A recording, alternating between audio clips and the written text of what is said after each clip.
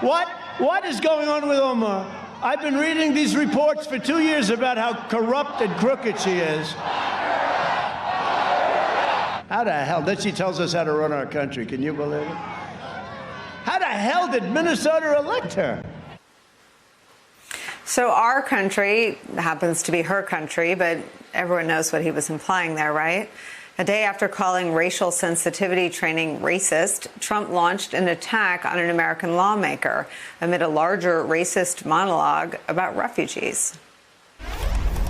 They pledged a 700% increase in refugees. 700%. Congratulations, Minnesota. Congratulations. Biden will turn Minnesota into a refugee camp, and he said that. Overwhelming public resources, overcrowding schools, and inundating your hospitals. You know that. It's already there. It's a disgrace what they've done to your state.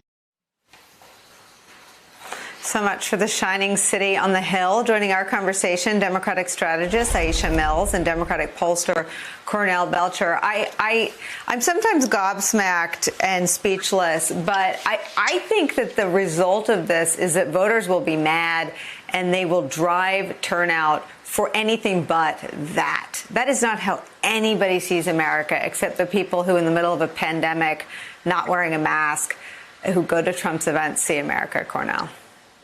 Well, careful, Nicole, because there's a large swath of Americans who actually do see it that way, and I don't have to tell you that race and racial matters is as old as American politics itself. And in fact, but this type of brazen racism is different. I mean, look, you go back into sort of Atwater talking about the Southern strategy. He talked about how in '54 you could be very explicit, but by the time you got to 1968, you couldn't be as explicit as you were in '54. You had to nuance it, or you get or backfire.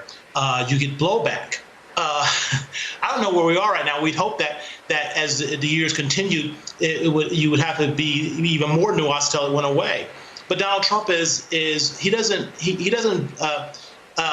campaign in dog whistles. He campaigns in explicit racism, and the likes of which we have not seen in several decades. And look, I said it in 2016.